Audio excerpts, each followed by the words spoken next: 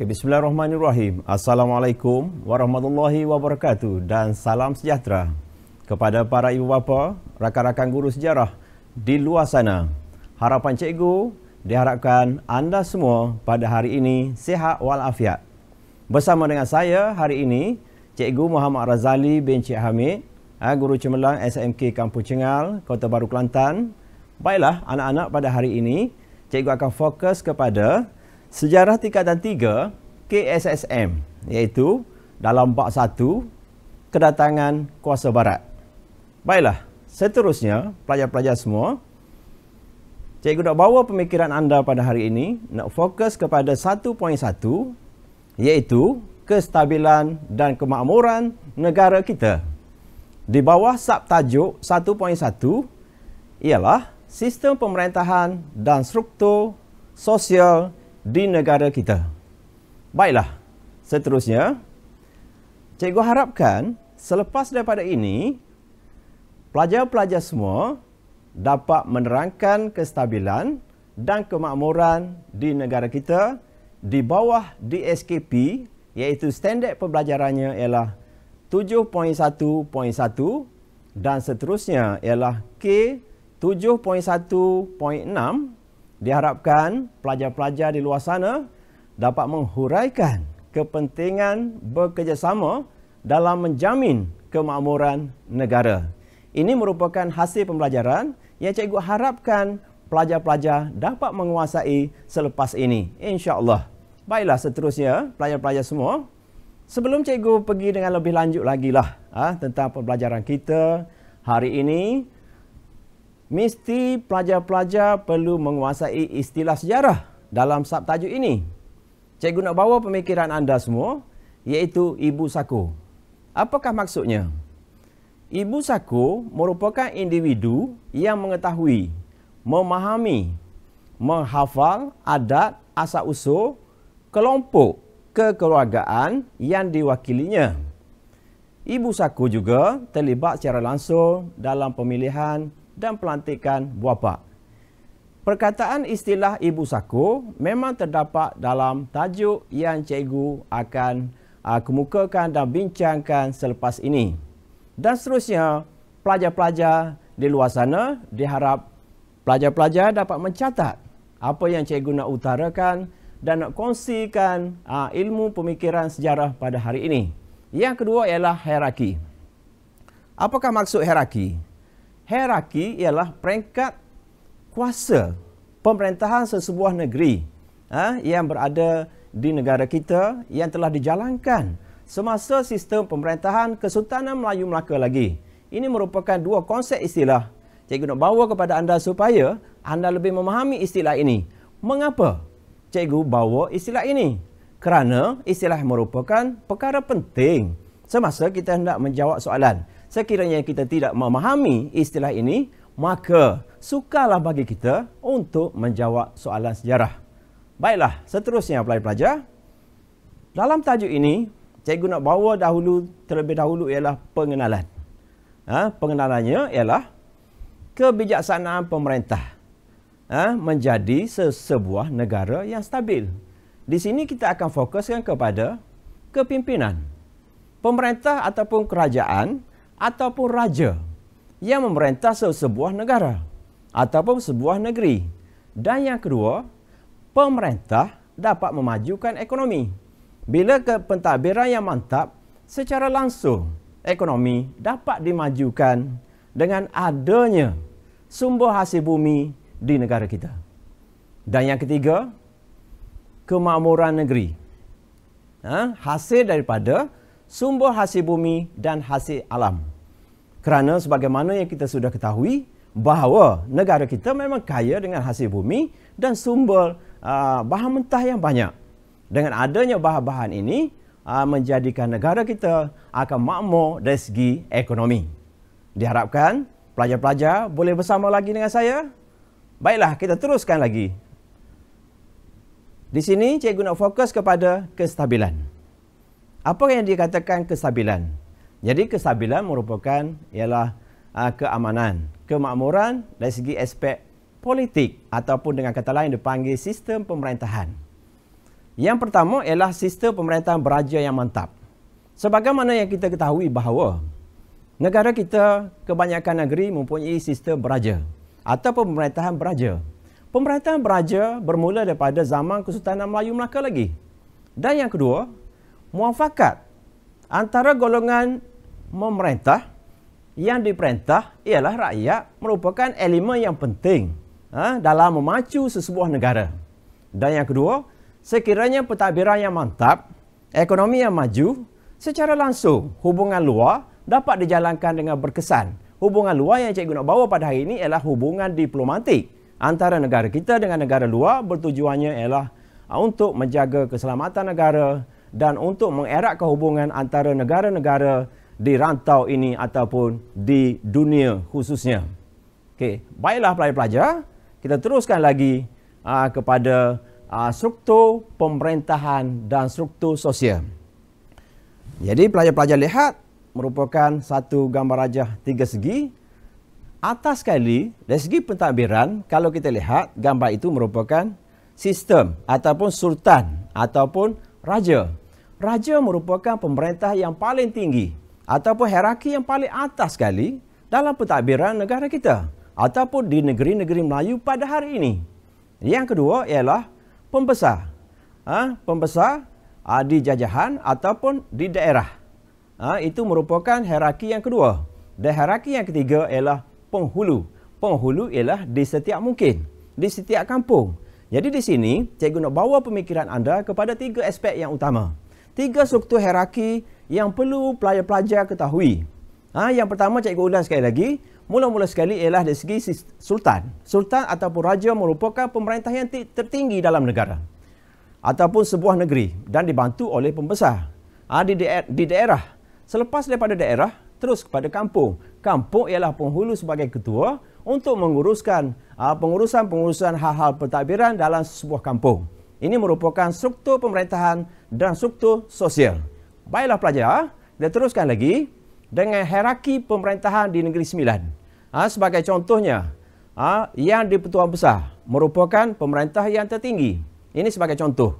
Yang kedua ialah undang. Yang ketiga ialah lembaga. Yang keempat ialah buah pak. Dan akhir sekali ialah anak buah. Ini merupakan yang berbeza dengan negeri-negeri lain. Kerana ini merupakan hierarki di Negeri Sembilan di peringkat asal lagi.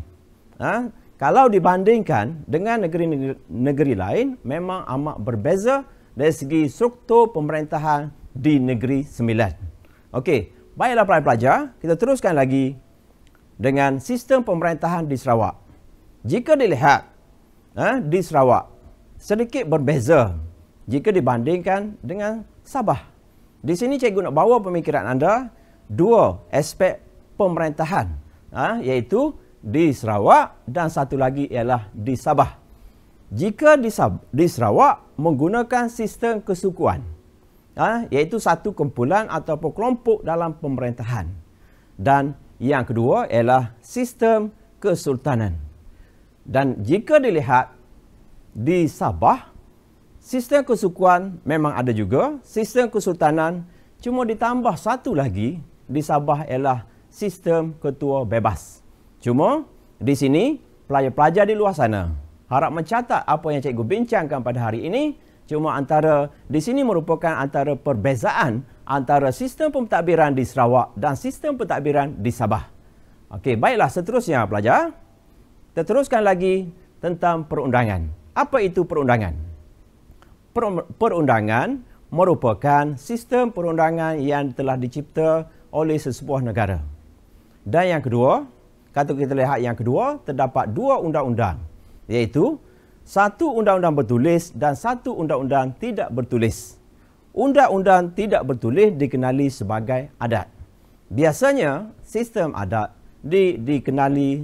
digunakan di semasa pentadbiran tradisional. Dan yang berikutnya, undang-undang bertulis dikenali sebagai Hukum Kanun Melaka, Hukum Kanun Melaka, Hukum Kanupahan dan Undang-Undang 99 Perak. Ini merupakan sistem perundangan yang telah diamalkan di negara kita pada masa dahulu. Baiklah pelajar-pelajar, boleh lagi terus bersama saya dan tajuk yang berikutnya cikgu nak bawa pemikiran anda kepada hubungan luar. Hubungan luar kita lihat merupakan dari segi aspek hubungan diplomatik antara dua buah negara. Sebagai contohnya negara kita. Negara kita menjalinkan hubungan dengan negara-negara Asia Tenggara, negara-negara Eropah, negara Asia Barat. Itu merupakan hubungan luar. Hubungan luar ini melibatkan aspek politik, ekonomi dan sosial. Apakah tujuannya pelajar-pelajar? Tujuannya ialah untuk memantapkan keselamatan negara, ekonomi dan sistem sosial dalam negara kita yang telah mantap ketika ini. Dan yang berikutnya, pemerintahan berjaya memanfaatkan hubungan perdagangan. Sekiranya pentadbiran dan pemerintahan yang licin dan mantap strategik boleh membantukan dari segi ekonomi. Salah satunya ialah dari aspek perdagangan. Sebab itulah cikgu beritahu tadi bahawa kebijaksanaan pemerintah dapat melicinkan hubungan diplomatik. Di sini, cikgu dapat rumuskan bahawa memang amat penting peranan pemerintah ataupun sultan ataupun raja ataupun pembesar memang amat penting untuk memainkan dalam memajukan sebuah negara, khususnya dalam hubungan dengan negara-negara luar. Baiklah, seterusnya pelajar, kita teruskan lagi dengan aspek kemakmuran. Di sini cikgu nak bawa, nak fokuskan minda anda apa itu dalam konsep kemakmuran. Dalam konteks kemakmuran, negara kita memang terkenal. Memang kaya dengan hasil bumi. Kerana apa? Tanah yang subur. Flora dan fauna. Kaya dengan bahan mentah, iaitu biji timah. Ini dipanggil satu kemakmuran. Kemakmuran boleh dikaitkan dalam aspek ekonomi yang boleh menjana pendapatan sesebuah negara. Selepas daripada itu, kemunculan pelabuhan membolehkan negara kita memperdagangkan hasil bumi. Ini kita fokuskan kemakmuran. Pelajar-pelajar di luar sana, fokuskan minda anda kepada aspek ekonomi. Di sini cikgu buat satu perkaitan bahawa hasil bumi, bahan mentah diperdagangkan boleh membangunkan ekonomi dalam sesebuah negara. Baiklah, seterusnya pelajar. Di sini cikgu akan bawa uji minda. Uji minda anda daripada tajuk yang cikgu pelajari tadi, yang cikgu sudah utarakan kepada anda semua. Jadi di sini sedikit uji minda beberapa soalan yang cikgu nak kemukakan untuk anda supaya kefahaman anda lebih mantap. Baiklah, kita lihat soalannya.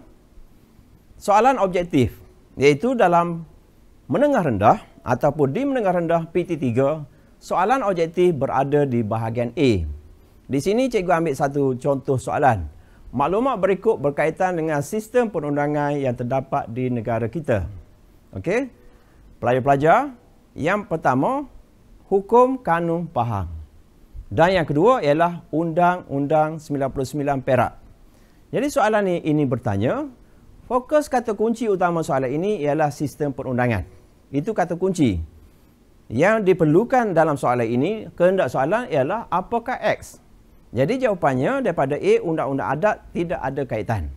Ataupun pelajar akan pangkah dan tulis di tepi jawapan itu ialah TK tiada kaitan. Dan B ialah undang diraja. Memang tak ada.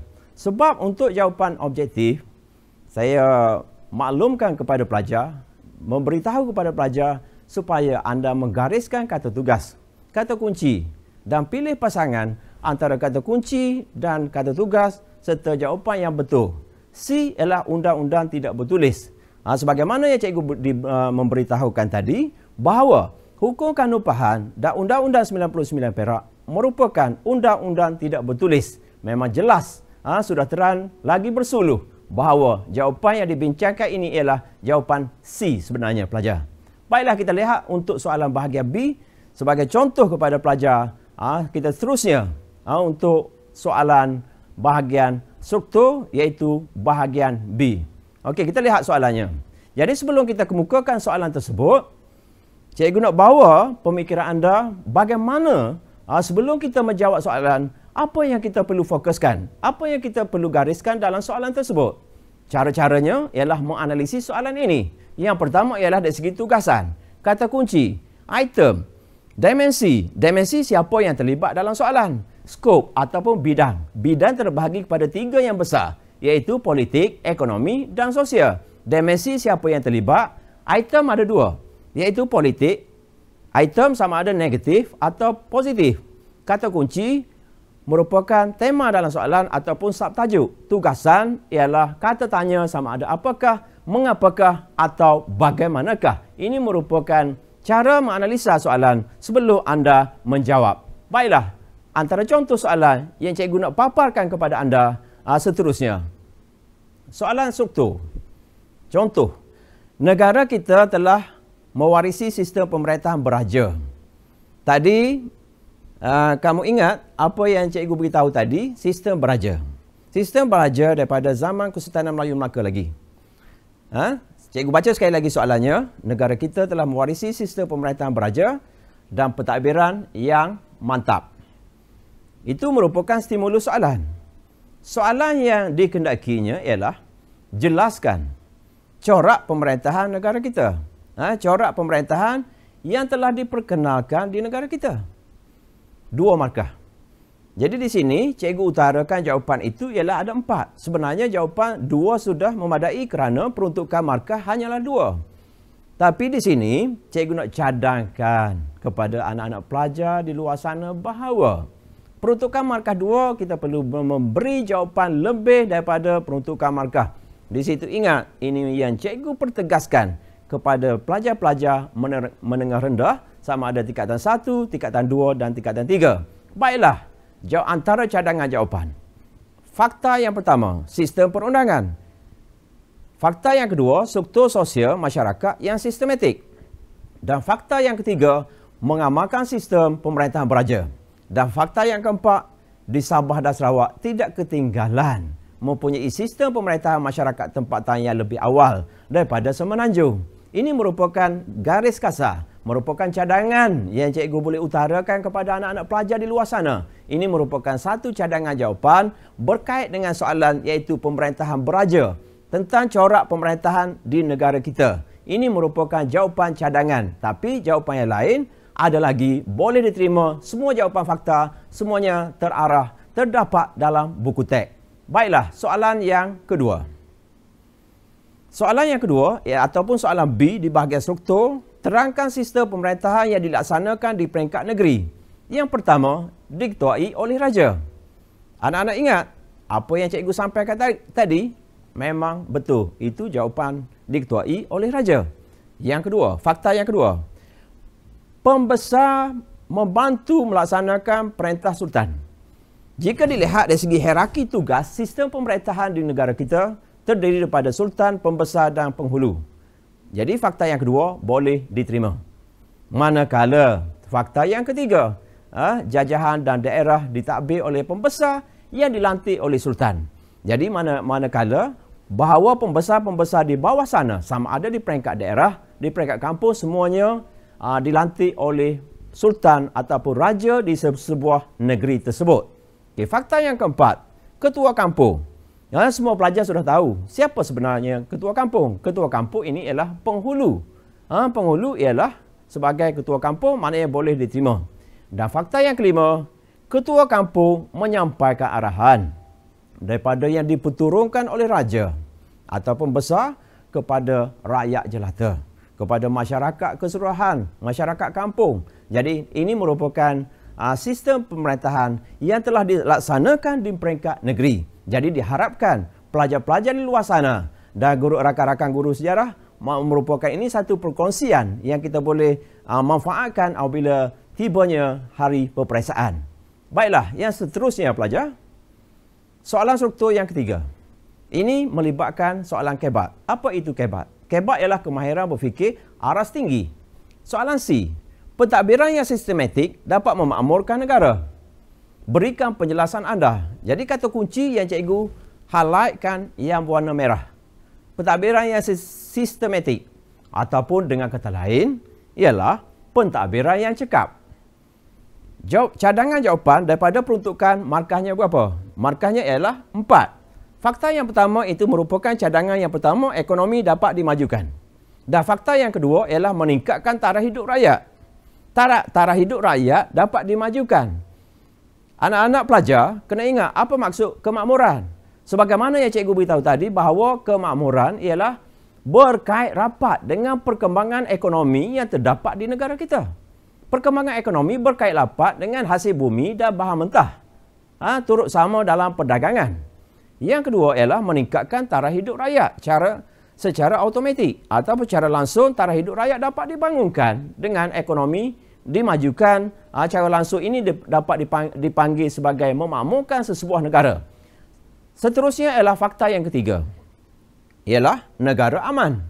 Fakta yang keempat, peluang pekerjaan, dan fakta yang kelima ialah memupuk perpaduan. Ini merupakan satu rangkaian jawapan berkaitan dengan kebak, berkaitan dengan pentadbiran yang sistematik yang boleh memakmurkan negara. Kemakmuran sebuah negara secara jelas yang cikgu paparkan tadi bahawa berkait rapat dengan perkembangan ekonomi yang ada di negara kita. Seterusnya boleh menjana pendapatan dan boleh meningkatkan taraf hidup rakyat di negara kita. Ini merupakan satu contoh soalan kebak dan cadangan jawapan. Tapi jawapan yang lain boleh diterima. Ini merupakan cadangan saja 4 markah. Jadi pelajar boleh jawab lebih daripada peruntukan 4 markah. Mana lebih jawapan 5 ataupun 6 fakta, tiada masalah. Jawab dalam bentuk ayat yang lengkap. Sistem perenggan sekiranya esei dan struktur hanya satu perenggan saja kerana kita menjawab di bawah soalan tersebut.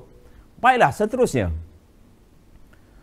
Rumusan pembelajaran pada hari ini diharapkan anak-anak pelajar bertenang dan dapat memahami apa yang cikgu kongsi pada hari ini. Rumusan pembelajaran daripada struktur sosial dan pemerintahan serta pentadbiran di negara kita. Sebagai rakyat Malaysia, kita harus berbangga dengan kestabilan dan kemakmuran tanah air yang diwarisi daripada generasi yang terdahulu. Siapa generasi yang terdahulu? Ialah pemerintah. Pemimpin kita pada masa dahulu. Kita pada hari ini sudah menikmati keadaan yang sungguh aman, sungguh makmur daripada perjuangan pemimpin yang terdahulu. Ayuh, sebagai seorang pelajar, sebagai remaja, kita harus berusaha dengan bersungguh-sungguh untuk membangunkan negara. Kita haruslah bertanggungjawab mempertahankan identiti bangsa di negara kita. Ini merupakan rumusan pembelajaran secara keseluruhan daripada subtajuk yang cikgu nak bawa pemikiran anda tadi ialah tentang sistem pemerintahan dan struktur sosial di negara kita. Baiklah, sedikit motivasi. Di sini, sedikit motivasi yang cikgu nak suruh pelajar-pelajar di luar sana cuba renungkan seketika. Usaha terus meskipun situasi semakin sulit. Dengan kata lain dipanggil sukses.